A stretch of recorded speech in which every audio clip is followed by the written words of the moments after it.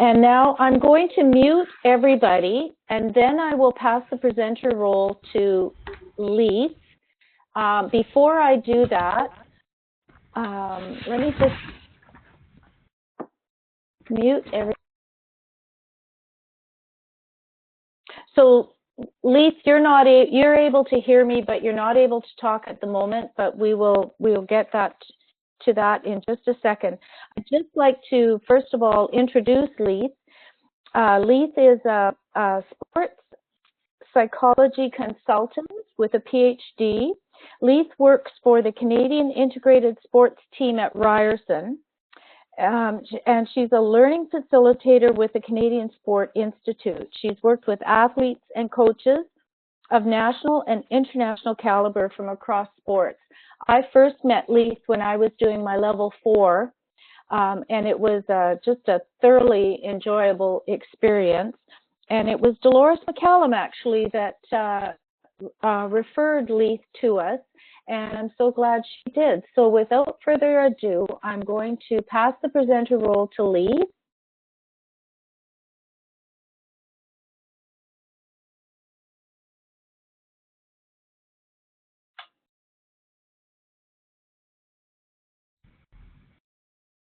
Leith, are you on now?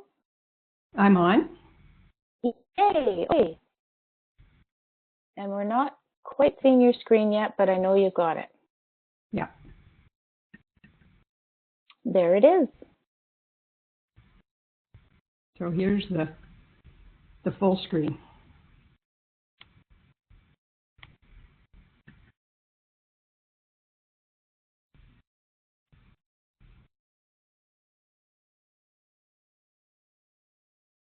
All right. Thank you, Leith.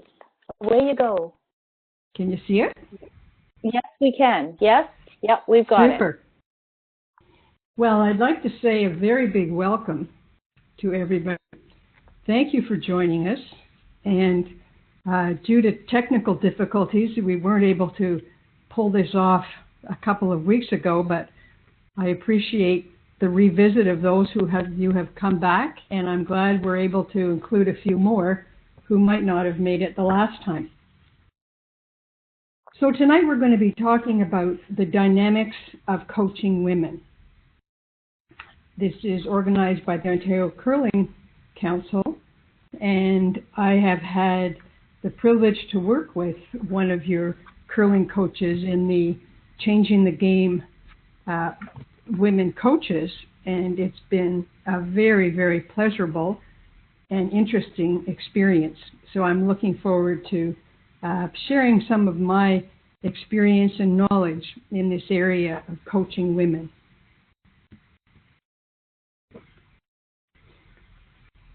I'd like to tell you a little bit about my experience or my story. Sport has always been a touchstone in my life.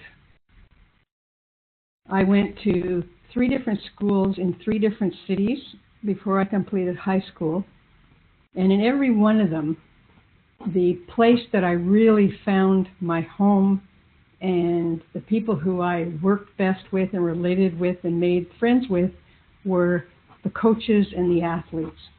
And I really found that that was an environment that was extremely nourishing and welcoming. And I've always had tremendous admiration for coaches and what they contribute to people's lives. As a parent and as a career person, I still kept up my interest in sport, competing in marathons, and in my 50s found myself competing at a world level in triathlon. I got into triathlon to improve my marathon times and discovered that it really was one, a more interesting, and secondly, much easier on the body than doing marathons. So I was very pleased to be able to win a world championship, and that was also a life-changing experience for me. I completely changed careers, and having spent 5 years as a full-time athlete training for that championship. I went back to university because I had become completely enthralled and impassioned with the mental game of competing in elite sport. I'd seen athletes who had absolutely superb talent and were just a joy to work with, had tremendous passion for the sport, but there was something about performance on demand that just didn't speak to them. And other athletes who just rose to the occasion in those situations. And I thought it had very much to do with the coach-athlete relationship. And so I did my PhD in that topic, which I'll talk a bit about later. But from then on, I went into a private practice as a performance coach, and it really has been a most thrilling and satisfying experience. At the moment, I'm a mentor in Changing the Game, where I've had the wonderful experience of working with Dolores. And I also work in the Advanced Coaching Diploma, which Andrea was in when it was called Level 4 of the NCI. And I'm doing mentoring at that with that group now too. But I've had some wonderful, very fun experiences with working in the coaching, in the curling world with coaches. And one experience in particular will be forever one of my favorite stories when I, with a program called Expert Express, which is giving coaches an opportunity to have some seminars in performance, psychology of performance. I was invited to go to Sioux Lookout to work with the curling coaches. So I got up there, 2 plane flights, wonderful, loved those little seaplanes. And when the experience of the whole, I was giving workshops, and then in the evening we had a huge community party and everybody came. So we worked on Friday night, we worked on Saturday, we partied on Saturday night, and then as we're leaving the workshop on Saturday to go to the party, I say to the coaches, this is fantastic.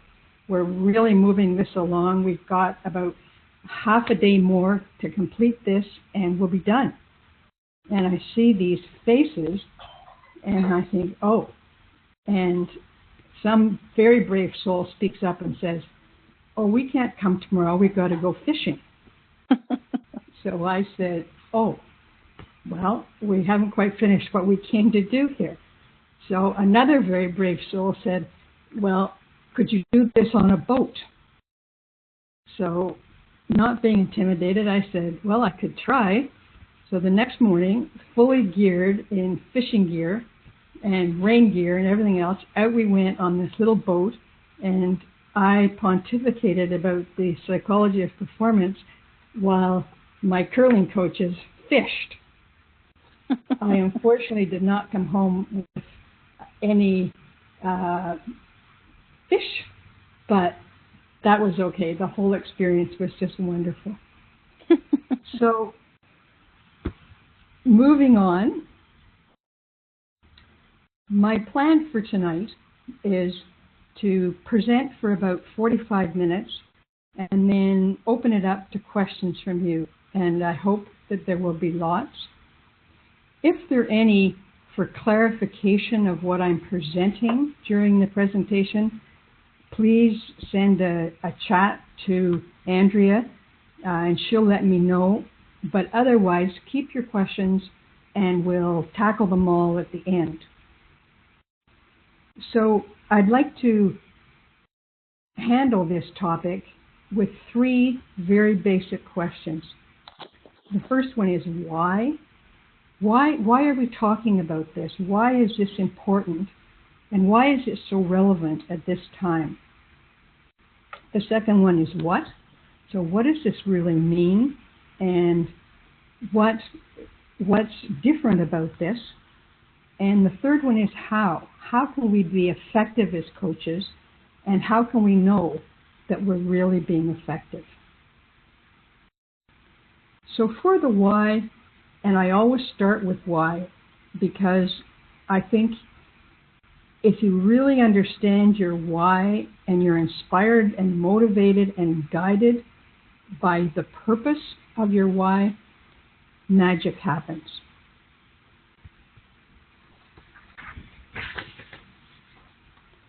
So here are several reasons why I think why is very important to really understand and embrace the dynamics of coaching women.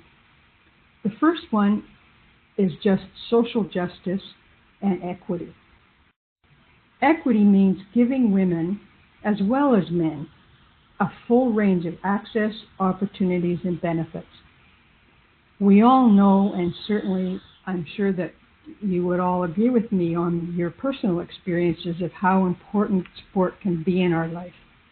And we really want to make sure that women have an opportunity to enjoy this and benefit from this as much as everybody. A second why is around health. Health is becoming a major, major issue to all age groups.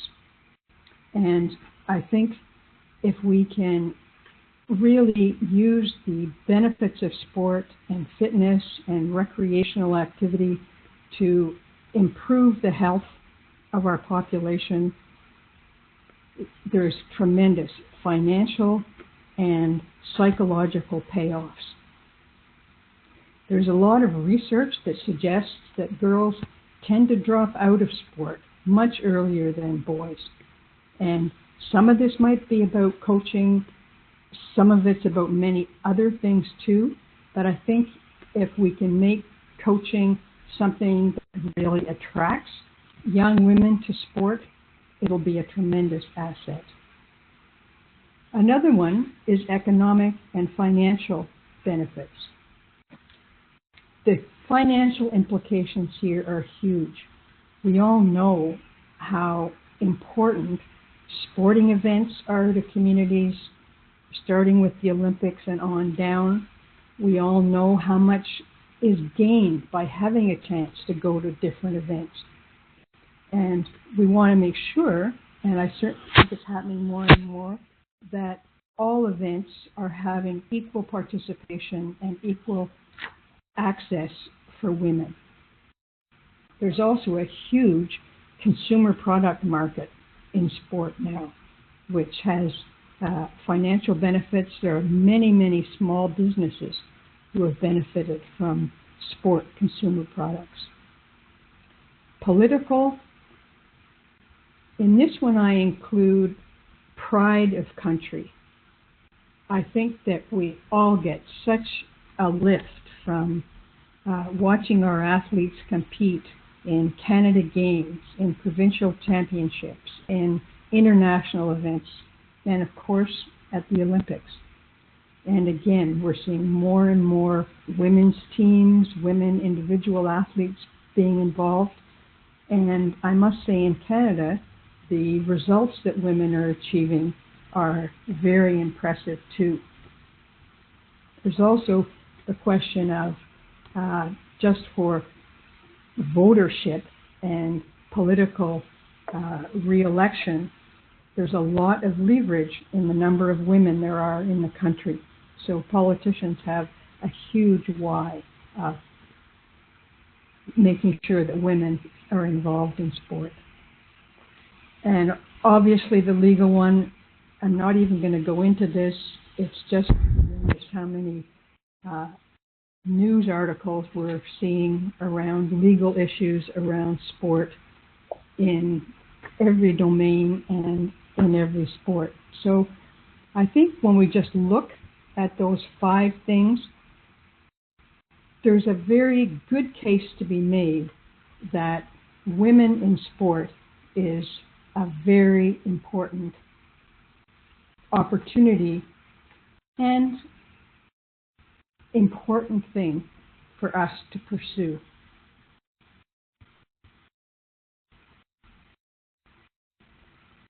So, what's dynamic about coaching women?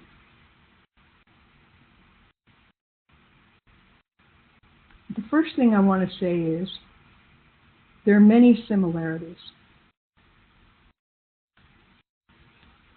Are there gender differences in all categories? Absolutely not. There are many, many crossovers, and I really need to emphasize, and I want to emphasize, that I'm talking in my presentation about generalizations, and I'm looking for patterns. We're talking on continuums when we examine this topic, and the information that I'm suggesting certainly doesn't apply to every individual case or every individual situation. So we're trying to get a sense of the big picture and seeing how what we are seeing can make us more knowledgeable and find it easier to coach women, but certainly we don't want to forget that there are many, many similarities as well as important differences.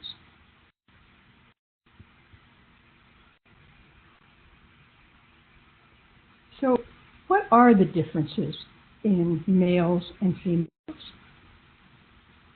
There are cultural differences which are historical, which continue to change, and in some people's opinion, much too slowly. However, there is change. There are neurological differences and there are psychological differences. This topic has been a fascination, the difference between males and females, for many generations. Books have been written about this. Songs have been sung about this. Poems have been composed. So it's really been something that a great many people have found fascinating. And very recently, I just had the 2019 version of this when I received an email about a YouTube video on this exact topic. But it was in the context of 2019 because it was the story of some adults who were taking a computer course in a community college. And it was a mixed group, males and females, but the professor thought he'd have a little fun, so he divided the males and the females, women and the men, and he posed the question to them, what gender should be attributed to computers? So it gave them a chance to talk with each other and think about it, and then he asked them, and the males came up with a unanimous decision and had all agreed that computers should be spoken about in the feminine gender. So, of course, the professor said, well, what is your argument? And one of the men said, well, we actually have four. Now, the first one is, no one but their creator understands their internal logic. The second one is, when computers talk to each other, they speak in code language that only they and their internal and their hard drive, and that only they and a few experts understand. The third one is, every mistake you make is stored on their hard drive for future retrieval. And the fourth one is, as soon as you commit to one, you spend the rest of your paycheck accessorizing it. So the men had all agreed that computers definitely should be spoken in the feminine gender. But the women were not daunted. They also had a unanimous decision, and unlike the men, they thought computers should be spoken about in the male gender. So again, they were asked for their arguments. Number one, In order to get its attention, you need to turn it on. Number 2, they have a lot of data, but they still can't think for themselves. Number 3, they're supposed to help you solve problems, but half the time they are the problem. And lastly, as soon as you commit to one, you realize that if you'd waited a little longer, you could have gotten a better model. So I thought that was a wonderful story that takes us back to this lifelong discussion about what are the differences between men and women. No matter what era or what situation we're in, it always seems to be a topic. So let's get back to cultural and historical. From a very early age,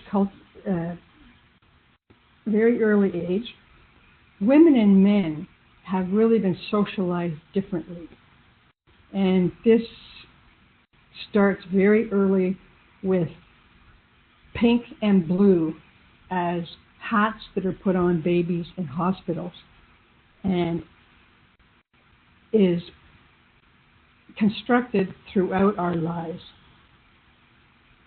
So we really experience life very differently. A wonderful book that I want to recommend to you on this topic is called Hardball for Women, the 3rd edition, and it's by a woman called Pat Heim and Tammy Hughes, and they tell a very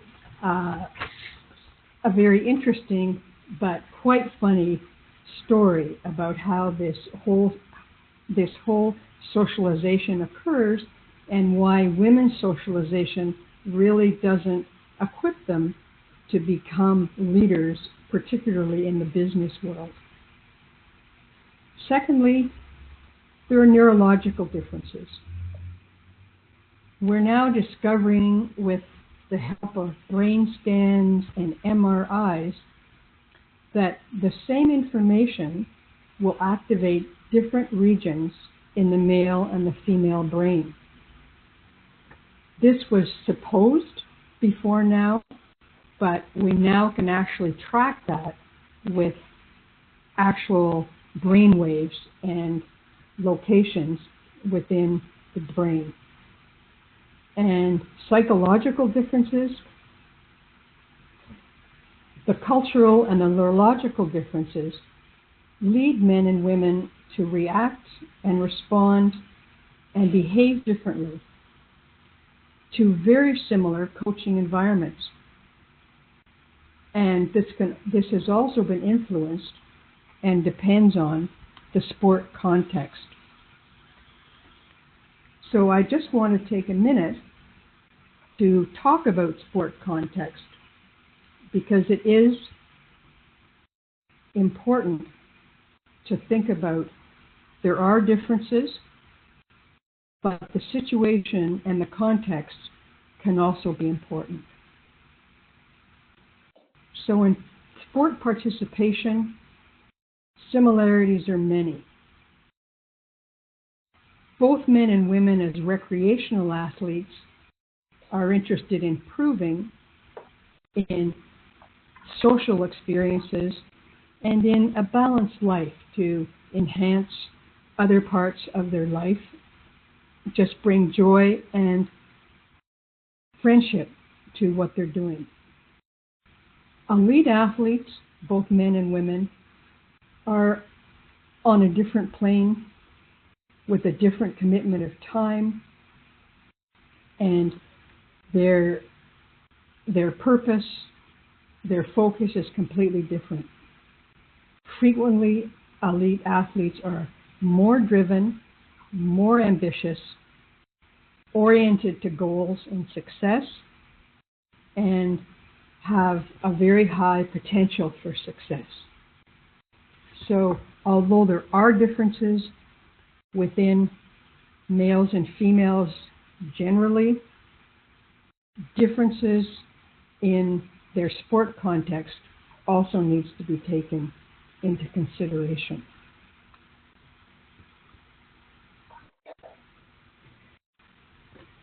So when we think about coaching differences, the way I'd like to approach this is the differences in building relationships. I don't want to suggest for 1 minute that this is not very important in coaching men too.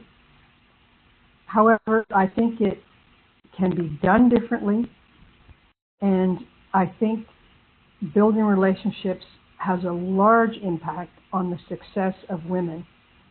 And frequently, not always, but I think very frequently, women form relationships differently for different purposes, and they bring different strengths and different fragilities to relationships and to their sport experience. This is also an area that women can excel and really flourish. And I think you'll find in business and management literature that this is one of the areas that women really out-test men in many situations.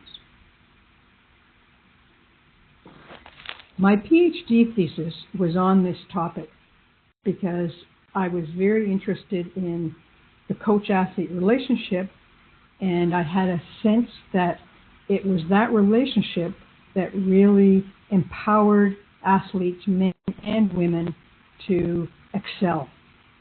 And so the thing that I was interested in, it was emotional intelligence and how that impacted coaches' coaching practice.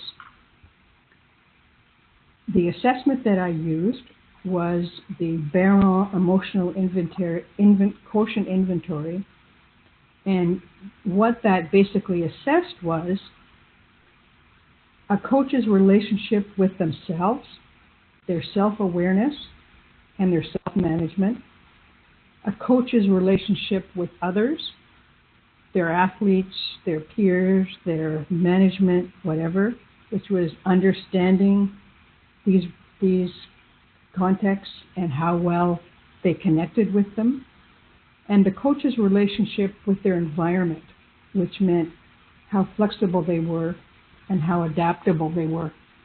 I looked at 4 different groups, 2 groups of women and 2 groups of men, and one group of women was coaching teams, and one group of women was coaching individuals, and the same with the men, team coaches and individual coaches. Interesting outcome, the group of 4 that had the highest level of emotional intelligence on my assessment and my scale was women team coaches. So building relationships to me has been something of interest and of a great deal of importance in the coaching realm. So what's important to building relationships when coaching women? I think there are 3 major things: building trust, building empowerment, and building celebrating the heart. And I'd like to look at each one of these individually to sort out this idea of building relationships. So the first one is building trust. And look at the picture on the right of the screen here, and just the focus and attention that that little girl is putting to watering that little plant, and her care for that little plant. So building trust is about safety. It's about your athletes feeling safe physically, emotionally, and psychologically. And this can be done by sharing with them who you are and your coaching philosophy, your reasons for being a coach, and your coaching goals, And then also finding out who are your athletes. What is it about them that's unique that would make it easier for you to build relationships with them? So let me look first at the coaching philosophy. This contains your set of values, your principles, and your beliefs. And it governs what you do and your coaching environment. And of course, it has a great impact on your coaching practice and what experience the athletes are going to have. From your coaching philosophy, your athletes can really get to know who you are. They're also interested in why you chose to be a coach. What was your motivation and your inspiration in coaching? And what are your coaching goals? Where do you see this great experience is going to take you? The second piece is getting to know your athletes. And this is about caring. When the athletes feel that you care about them individually and as a group. I'm sure you've all heard the famous quote, people need to know that you care before they care about what you know.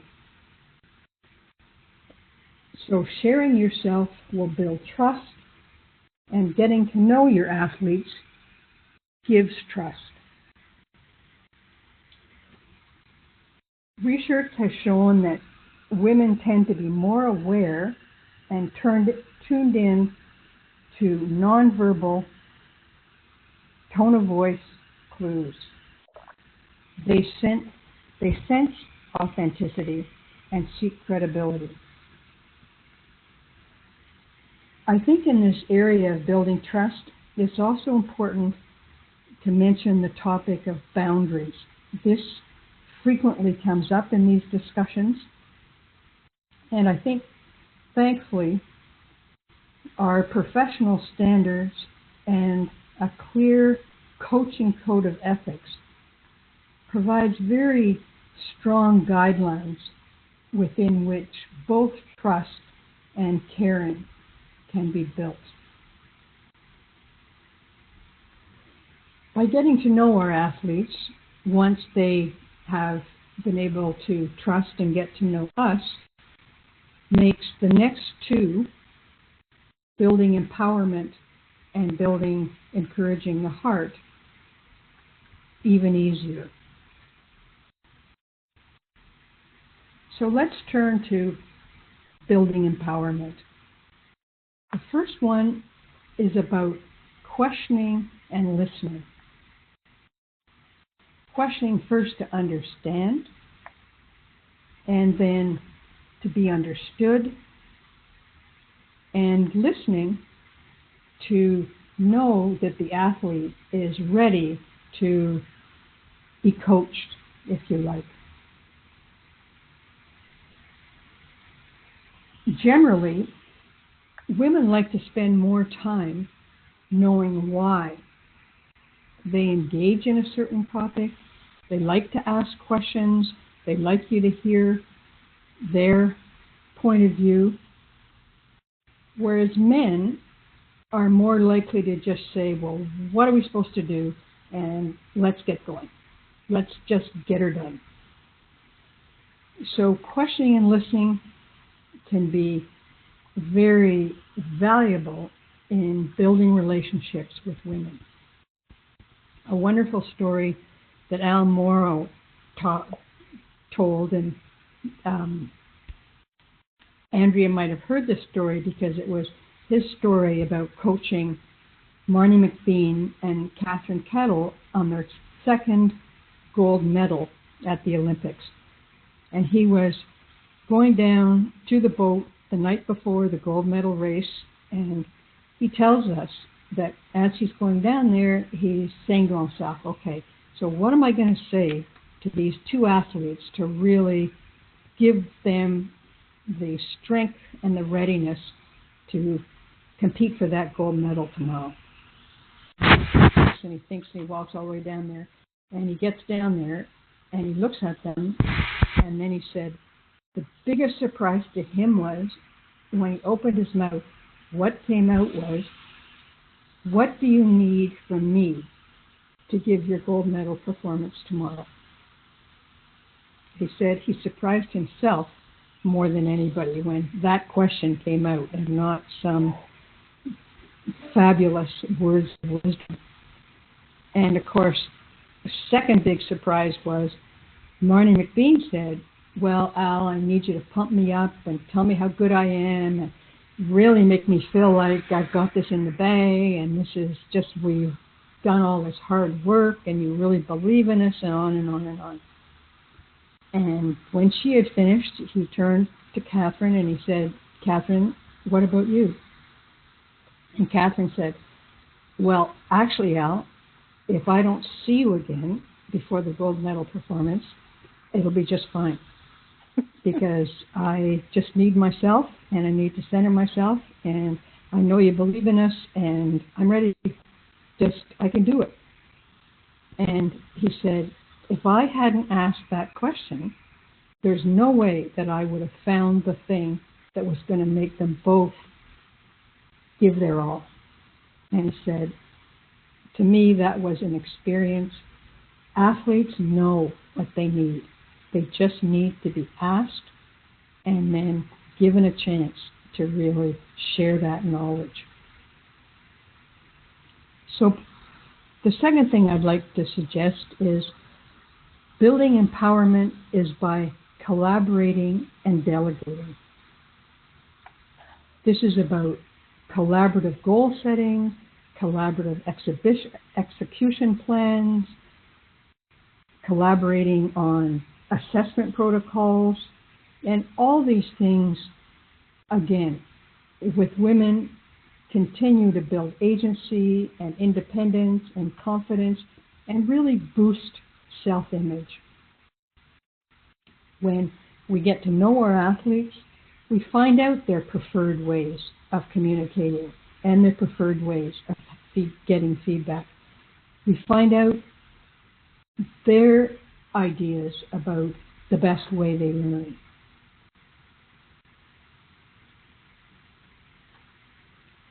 When we understand the role that sport is in their life, we're able to delegate more effectively.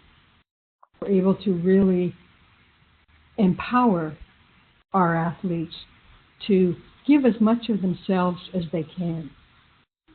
And again, this does exactly the same thing as collaborating. It builds agency, it builds independence, confidence, and self-image. And the third one is affirmation. And again, research suggests that this might be very much more something that women thrive from more than men. Research would say that women tend to be more introspective and more self-aware. This can mean that they are more productive in being able to change. However, it can also lead to over-personalizing and over-analyzing situations. I think you've probably all experienced that women respond positively to change, but they can also over-personalize criticism. I heard a wonderful story from a curling coach who had coached both men and women teams and was telling me about this experience of deciding that fitness was something that the team needed to be better curlers. So this coach told me that when he mentioned this to the girls, their first reaction was to internalize it and thinking, oh, he must be talking about me. And then the coach said, sometime later, when I said the same thing to a boys' team, their immediate reaction was, oh, the coach is absolutely right. Some of our players really have to get off their butts and get fit. And it's a good thing that he's not talking about me. So this was a good laugh for both of us, but it did re-emphasize for me the fact that you can get two very different responses from exactly the same information.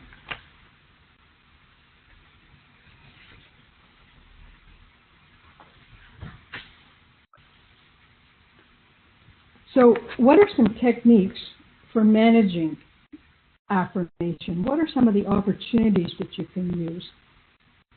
So I think a good one, especially with women, is called the sandwich technique. And it is based on the idea of a sandwich, which is 2 pieces of bread and meat in the middle. And the bread is the reaffirmation or the affirmation, and the meat is really the constructive change that you're looking for. So the thickness of the bread can depend on the personality or the situation or the circumstance, but the bread can be comments like, this is something you really need to continue. It's working awfully well. And the meat can be something like, I think we need this to be stopped or this to be started. And you want 2 slices of bread or 2 continues for every stop or start that you have.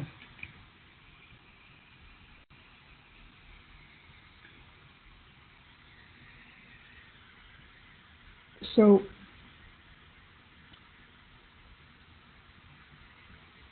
I also need to say here that affirmation doesn't also only fit on the coach's shoulders. The athletes are equally as responsible for finding out ways to create positive affirmations for themselves. And there are many techniques in sports psychology with visualization, with positive affirmations, parking, reframing, these kinds of things, which athletes can learn and give them a chance to confirm or reaffirm their strengths and their passion for the sport. Self-image is extremely closely linked to performance, and self-image is highly boosted by positive affirmations and can be just chipped away at by negativity.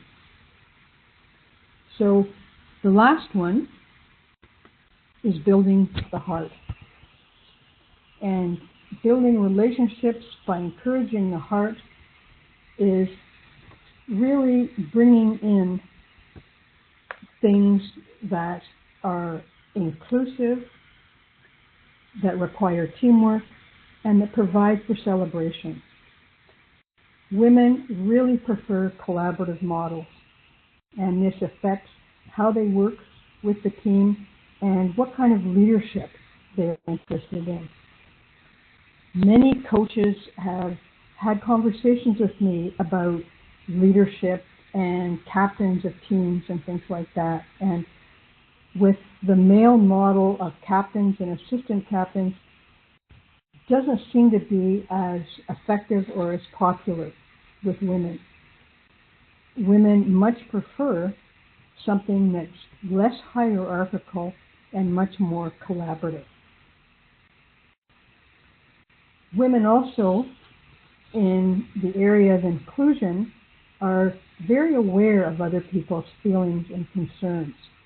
And it's important for them to feel that everybody is included on the team and feels comfortable on the team. Women will be aware of even if it's not overt conflict, women will be extremely aware of the undercurrent. Celebration is a great way to manifest positivity. I always say that celebration is the mental and emotional chocolate milk for athletes. It's a great way to encourage and have rest and recovery. And it's frequently something that women quite enjoy doing and planning and executing. So those are the three that I think are extremely important to the success of building relationships with women. So now I'd like to just quickly, briefly, because I know we're running out of time, talk to you about how are you going to know that you're being successful. Because I find that frequently coaches who give 100% of their time also sometimes wonder about whether this is really working. So I think it's important that we have a way of just checking in on ourselves and seeing, are these things happening? So the first one's about the athlete's engagement in daily training. Are they having fun? Are they coming to practice? Are they giving their all? How engaged are they? Are they going beyond what you're asking for? Another one is, what's your assessment of the athlete's work and follow-up outside training? Are they keeping their logs? Are they getting their homework in? Are they keeping track of their equipment? Are they doing the things, maybe it's their fitness program, maybe it's eating the right things, whatever it is, that gives you evidence that this is a really positive experience for them. Third, consistent player improvement. Are you seeing the players are getting better? Doesn't have to be huge, big brush strokes, but there is improvement. Everybody is feeling a sense of success, even if it's small wins. And then a really big one, particularly with women, is interactions within the group. This can be a real deal breaker or deal maker. Again, as I said earlier, women are extremely aware of the undercurrents. And sometimes if the interactions within the group aren't working well, it can really diminish the potential for top performance. And the last one, and I have this one really starred because I think it's so important, are you as a coach having fun? If you're having fun, others are going to be having fun. If you're not having fun, you probably can be sort of sure that others are finding it a bit of a drag too. So, are you having fun? Maybe that one should be number one.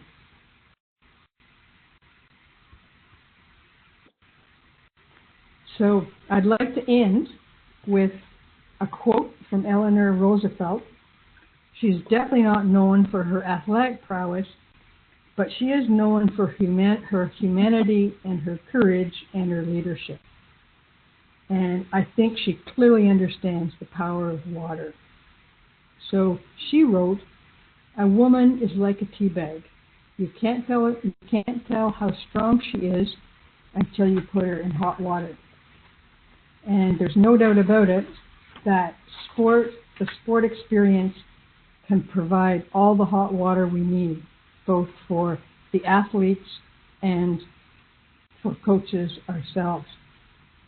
But it also is a great opportunity to bring out all the strengths that women have to offer. And so I think the value of really connecting and building relationships with women to enhance their performance is important.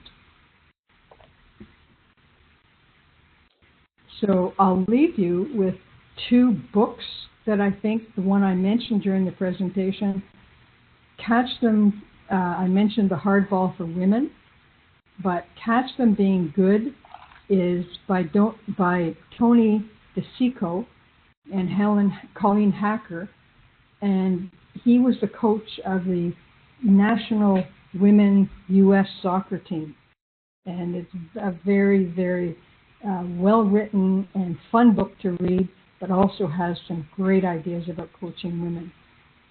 And then two websites, which I'm sure that you're very much aware of, but I couldn't leave without mentioning them, is the Coaching Association of Canada's website and also the Canadian Association for the Advancement of Women in Coaching website.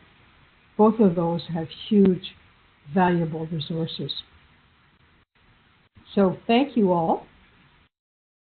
That's my presentation, and I'd love to take your questions if there are any, which I hope there are. Well, thank you so much, Leith. And I couldn't help but think about the coaching philosophy. And I remember when I was taking my advanced coaching diploma that that was one of our goals, was to establish a coaching philosophy. And I happened to be in Kenora. They happened to have the National Women's Hockey Camp. Wow. So, yes, for 1 week in Kenora, and I paid $5, and it was well worth it, to go and listen to Mel Davidson talk about her work with the National Women's Hockey Team. And I stole her philosophy because I thought it was, and it goes back to what you were saying about having fun. And it is that the pleasure of competition should be greater than the pressure of competition. For sure. For both athletes and coaches. Absolutely. And if you're not having fun out there more than you're not, what the heck are you doing out there? So I agreed. So I'm going to unmute everyone else, and we'll just open up the mics and see what kind of questions we get. Thank you. Okay. Thank you.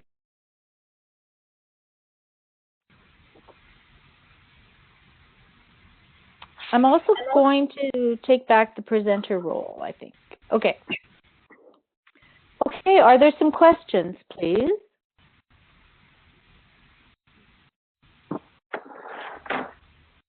Not so much a question, Andrea, a comment, but the elite athlete and their commitment to a program, and I found, and I so you can share that email that I sent. Yes. My daughter's team over the last 3 years, it was a rowing team, but their commitment to their goal was over and above what anybody else could even imagine. And, you know, she was here living in the house, and we were watching her coming and going. And it was a day that started at 4:30 in the morning. She was a master's in engineering student, and so she'd be gone, up and gone, and she'd row and erg, and then she'd come home, shower, and go to school. And they were in this program for 3 years, and the commitment and the juggling and the stuff that was required by them to become the elite athlete that they became. Because when it came down to the 200th anniversary of this year's regatta, or the past year's regatta, it was not a question of who was going to win; it was just how fast they were going to be. You know, they took all the ifs and ands out of it. I mean, they had won 2 years prior, but they were so strong, so confident that it was just unbelievable to watch from the standpoint of being on as a parent that probably knows a little bit about coaching and a little bit about this, but to see what these people can put in with a bit of dedication is nuts. And, you know, juggling and just being there to support. And these girls, you know, were like a 4-girl curling team. They were in each other's back pocket. I mean, all the time. So do you think that had something to do with the coaching? Their coach was a former rower, and no, this was I think it was their mindset. Their coach was a good technical coach and a good a practical coach. And I think the mindset came from the girls. I think they had a goal, and they wanted to break the record, and they wanted to win this thing, and they took a lot of it upon themselves to just take off and go. Really. Wow. Yeah. Very impressive. It was impressive, and like I said, for if you know some of the history of the Royal St. John's Regatta, it's it's the event. But like I said, and they just pushed themselves. Like one of them was a med school student. My daughter's an engineering student. Med school student would take an ergometer with her when she was doing her rotations, and she would set it up in her house. She was living. She would put her iPhone on, and they would erg together with her there. Oh, right? Wow! This is the type of stuff that they did. Yeah, I mean, it was just nuts. So when you had that slide up about elite athlete or the average athlete, that's the one that I caught my eye. Do you want to be an elite athlete, or do you want to be everybody else? Right. So my approach to coaching and kind of my fundamentals are a little bit different. Typically, I'm coaching junior U18 girls curling. Mm-hmm. So it's a very intimate group, and one of the things that I think that they need to learn is their own self-worth, what they contribute to the game, to being supportive, to all of that kind of thing. I think making them accountable for understanding their contribution, good or bad, or it's a good day or a bad day, often turns out better humans, because as women, we don't always evaluate ourselves in the workplace as equally. We rely on people to evaluate us. I'm in high tech, and I'm an old lady. I've been in high tech for a long time. And so really taking accountability for assessing your own capability, your own contribution, standing up for what you believe in, and making sure you have a voice is much more my philosophy on coaching, which is a little bit different than we were talking about today. Can I jump in there? Because I would say, I hope that the things that I was suggesting, by building relationships, building trust, building empowerment, and building, encouraging the heart, are all the things that give women the strength to do what you're asking for, to find agency, to find self-worth, to find self-image. So I would totally agree with you. It's a very, very important part of high performance, or any kind of performance, to be able to do that well. But I think with women, the strength of the relationships that you're able to build with them, and through those relationships encourage them to find themselves, is very, very valuable. Mm-hmm. Agreed. Do you have any recommendations for including team dynamic type questions, either in a pre or post game meeting? Are you asking me? Yes, it's Leith. Yes. Oh, couple. I think it's very, very important to do that. And one thing that I found in doing this with women, two things are important. One is to be clear about what you're looking for or what you'd like them to examine. But most important is, sometimes it's easier for women to find their voice by having a chance to talk to one other person first and share their ideas with one other person. So that you pair people up, pose the question, what you want to debrief the performance, or debrief whatever happened, or talking about what's coming up or whatever. But give them a chance to not just have to jump right in and speak in front of the group or whatever, but sort of have a practice with a less intimidating environment, and then bring it to the larger group. That's such an interesting point, Leith, because we always tend to emphasize, if you have a problem or an issue or a topic with somebody else, that you directly address it with that person, that you tend to not bring other people into it. So that's very interesting. I really like that perspective, bouncing it off of somebody else to gain another perspective. Okay, I'm not sure we're talking about the same thing. Okay. I understood it was not about an individual issue, but it was more about a group issue.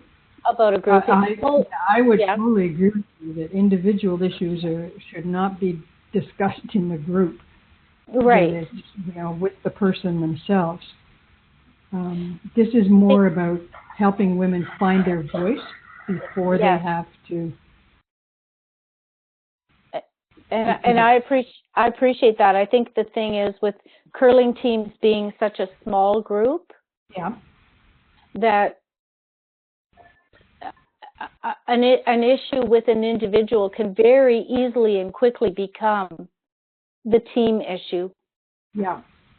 And so by taking it either to the coach first and maybe strategizing a little bit, or if the woman is comfortable, taking it directly to that person, but leaving the door open to discuss it with somebody else confidentially before taking it to that person. I think that's where I was going. Oh, okay. Yeah.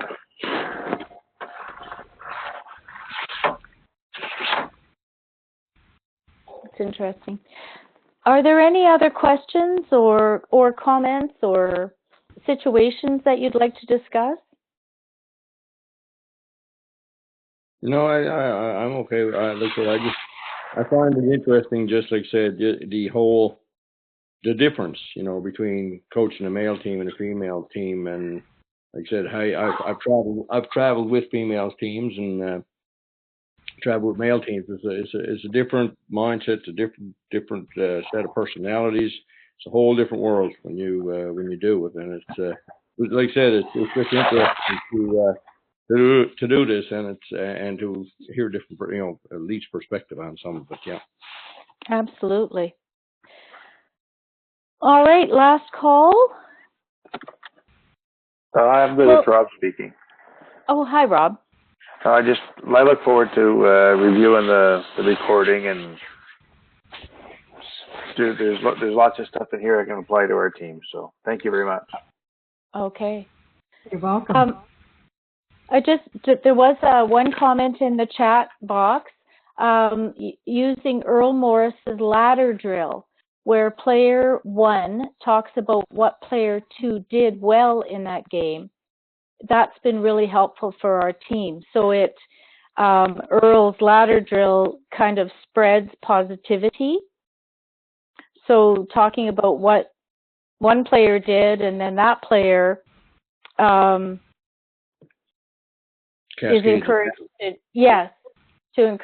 encouraged to talk about what another player did well as well. So that's a good example, very good example. And I think, Andrea, in the debrief like that, if you use the sandwich idea too and get the whole team to talk about what are two things we did well that we should continue, and what is one thing that we should stop and one thing that we should start.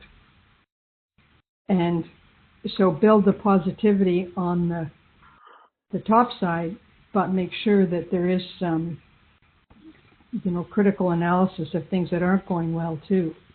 Some opportunity for growth. Yes. Yeah. Absolutely. Absolutely. No, I like that. I like that example. I also like the computer example. I think that's funny. Oh, wasn't that right? Yeah. That was Which one did you like? Which argument did you like the best? Oh, absolutely. The women's argument. Well, that's 100% right. 100% right. I like the men's one. They keep it on their hard drive for future reference. And that is true too. That is true too.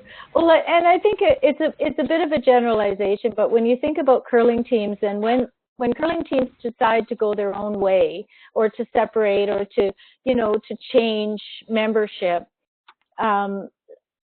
the sort of stereotype is that women can't do it without emotion, and that there will often be some hard feelings left behind. But whereas men just say, "Oh yeah, you know, right, see you later," kind of thing. So it's a bit of a generalization, but I think it's also sort of typical of sometimes the way women deal with things. We build emotional investment, right? Yeah. So and just going back to it, everybody, you know, I'm looking at the picture of the 5 of you on your screen there. Yeah. And you know, every one of those 5 girls, including yourself, have a different personality. You know. Oh yeah.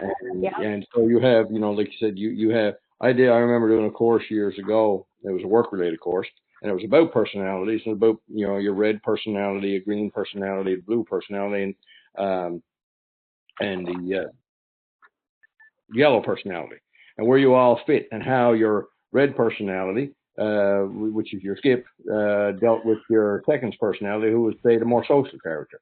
And you know, that was a very good lesson, because, you know, as I've watched my 2 children grow along, I come to understand that I have 2 children, 1 chalk, 1 cheese, right? And, you know, my daughter's an engineer, my son's a doctor. You ask one to create. You ask my daughter to draw a picture. She'll give you right angles and bar charts, and Stephen will give you a masterpiece. You know. Oh my goodness! Yeah, isn't that something, eh? And that's just, but she's a very A personality. You know, your bright red personality, detailed stuff. He's a little bit more. He's detailed and all that, but he tends to drift down the other side, the more social side. Now she's social as well, but he's a different personality. It's so different to watch him operate. You know, but when he comes to task, when he comes to curl, when he used to curl, he can't do it anymore right now. But he was on task, and as she was with her rowing, she was on task. Yeah. You know, yeah, crazy. And just to your comment about the team changes, my team is actually going through a change because we don't have good chemistry. So one of we set a decision point in the year of the beginning of February to talk about, are we going to re-up for next year? So there's having some hard deadlines to talk about, you know, team dynamics, and then the decision that it's chemistry. I've really coached the ladies to use the words about, you know, the chemistry's not right. It's not about you being a pain in the ass to curl with or something like that. And so language matters a lot, because you, when you're trying to be a competitive curler, it's a pretty small community, and your reputation gets out and all of that kind of stuff. And teaching the women to use respectful language and stuff like that, where emotional language could creep in, has been very beneficial. We're parting ways in the best of notes, and everybody's wishing each other well as they form new teams. So, you know, language and coaching the language to be non-judgmental has made a big difference. Yeah. And non-emotional. Yeah, absolutely. That's a very good point. Yeah, I agree with you there, because we had to do that to a men's team late last year, and it was very difficult, because the team had been very successful for the 2 seasons prior, and but it came down to one of the people just couldn't fit in, and we handled it as diplomatically and as gently as we could, but it still wasn't very nice at the end of the day. Yeah. I think another. Excuse me, it's Rob speaking. And that's the tough part when you mentioned commitment, and the daughter who was up at 4 a.m. and rowing and coming home and showering, going to school. And that's what's hard. That's what our curling team's facing right now, is the back end of the team is in 100%. They eat, live, breathe curling. They're doing their daily workouts. They're reading. They're completely involved. And the other half of the team can't make it to practice because they've joined a ski club. Yeah. And I can't find a way within myself to force or to encourage the commitment. The commitment has to come from within their own soul. Yeah. And last year we had great success. My first year coaching was last year, and I pushed the girls. The way our Canada Games thing works is we had 2 rounds of qualifiers that would qualify 6 teams, and the winner of the selection spiel, which was the 6, would go to Canada Games. Mm-hmm. So our goal for the season was to make it to the selection spiel. And I didn't want them to get off the gas at that point. I wanted to keep going as hard as we could, and, maybe make it to Red Deer. But we weren't the right team to go to Red Deer, and we knew that. Or I did, but I kept that to myself.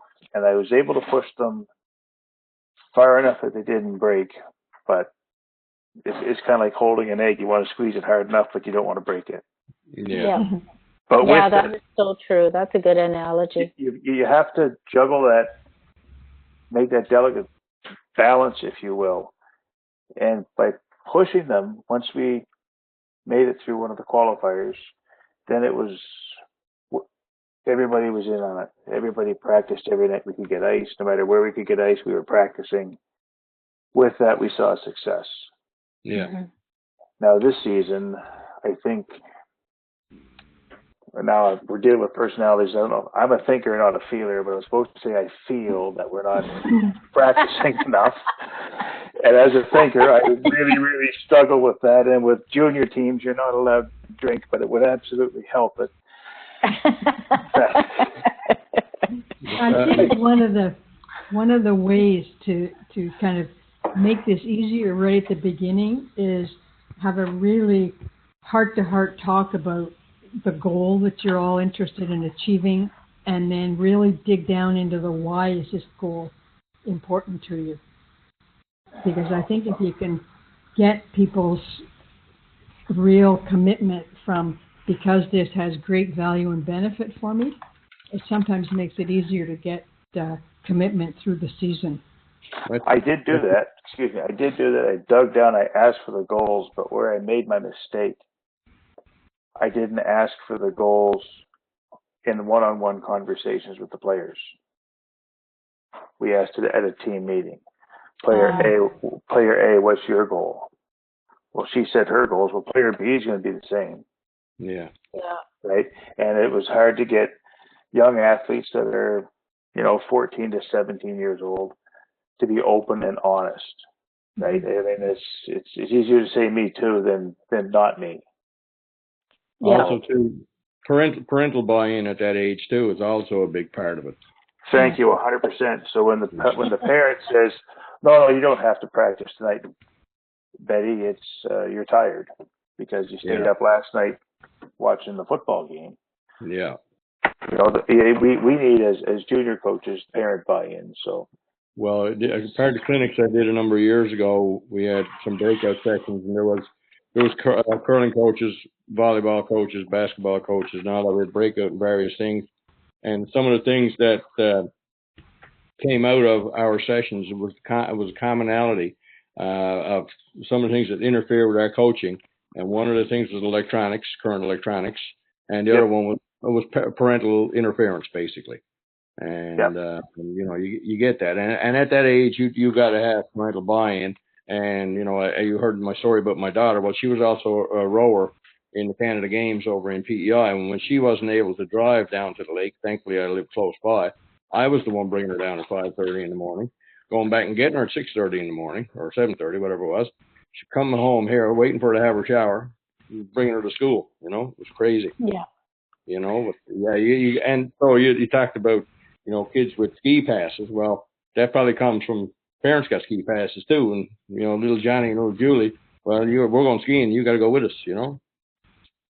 So on both those notes, one of the things that I've done, I've been coaching U18 girls curling for 6 years now, is I have a player and parent contract that I set up, which are just my ground rules. And but also I ask about their expectations. And then before the season starts, whether it's to make it to the provincials or to do well in the qualifiers or to do well in this event, we talk about our common goals together, but I have each one of them fill out a survey ahead of time around things that are relevant to our team or what the schedule is. And that's really gone a long way to having an open discussion about objectives. I have a 14-year-old set of girls right now that went into the Ontario provincial qualifiers, And the expectation was that they weren't going to do well. I mean, they're just not. Ottawa's a very strong city to get out of. And so, but setting those expectations, it's not like you get a free pass, but you're also not expected to win. So having those clear goals means that they can handle the emotional upset of not winning a little bit more realistically, both parent and child.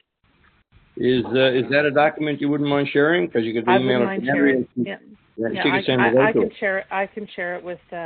I've got two, the parent and the child. That'd be interesting to have. Yeah. If you send it to me, I can send it out to everybody. Yeah, I'm a little hesitant to share everybody's email. But, no, that's fine. Okay. I'll send it out to the group. When you send out the whatever, I'll send it back to you, and you can put it in there. Yeah, the recording. Sounds good. Yeah, that'd be good. Thank you very much. I hate have a question. My name is Jacqueline Grasser, and I'm basically a Thai boxing coach for young girls.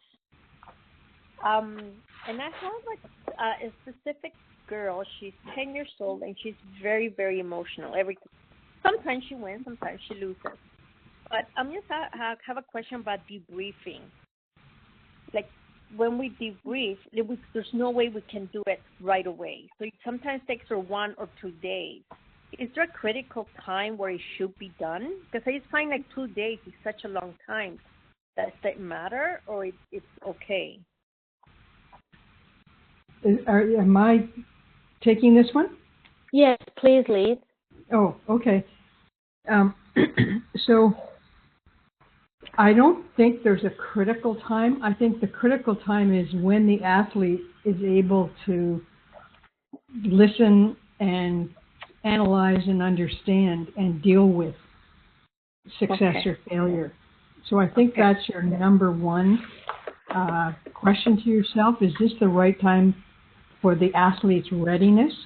Mm-hmm. And then, of course, if there's some situational circumstances that you're not going to see this athlete for 2 days or whatever, and you think that that's not an ideal time and that you'd like it to be sooner, but realistically it's just not going to happen, then I think the best thing to do is to let the athlete know when it is going to happen.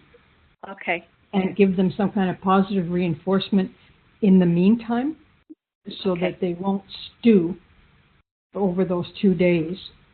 And when they get to see you, sometimes athletes really need some deep compression time. So, And I'm gonna give you the opposite answer. Sorry. Okay. Because it's circumstantial. If you're doing a practice or a league game, maybe that's okay. But if you're in a curling tournament where there's coaching, and every other team is meeting afterwards to discuss the situation, you're in the fishbowl. The players are wondering why you're not talking to them. The other teams are wondering why you're not talking to them. And depending on the age of your athletes, the capability, although there's things like Curl Coach that will help, the capability of them to remember what happened in that game or how they were feeling dissipates pretty quickly after that. Well, that's how I feel, right? And so what we do is basically we do it with the rest of the team that is ready. She's just very emotional. So I have one of those. What I've worked with her and her parents on is, I don't care if you're listening. We can follow up later. You need to sit there and work to participate as a teammate. And this is you trying to prepare to being a professional athlete. And I always liken it onto playing hockey. Like if you're in a hockey team and somebody goes ape crap in the hockey in the locker room afterwards, you're like, oh my God, what did I do wrong? Why is that guy freaking out? But if you can just sit there and do the best you can to be, you don't even have to just pretend to listen. You don't have to listen. And that's one of the things I've worked on with my player who has crying fits right after the game. I'm like, you need to go do that in the bathroom. You need to not see that your team can't see that because they're trying to figure out what they did wrong to cause you to do that. And that may be an emotional reaction to stress or pressure or whatever. Right. But you need to have the conversation where if you omit them from the team, it's going to get worse from the team discussion. Okay. Okay, thank you. All right, folks, I'm sorry. We're going to have to cut this short. When I send out the recording, I'll also send a copy to Leith. Oh, good. And Leith, your email will be on that recording. So if people have questions, are you okay if they contact you? Certainly. Okay. Well, you win the prize for the most discussion at the end of a webinar. It's been wonderful. Thank you so much. I loved everybody jumping in and sharing their experiences. Yeah. And I definitely think, and as you will remember from the NCI, it's what you learn from other coaches. Absolutely. It's really so valuable. Yes. Yeah, for sure. Thank you very much, everybody. I'm going to stop the recording now, and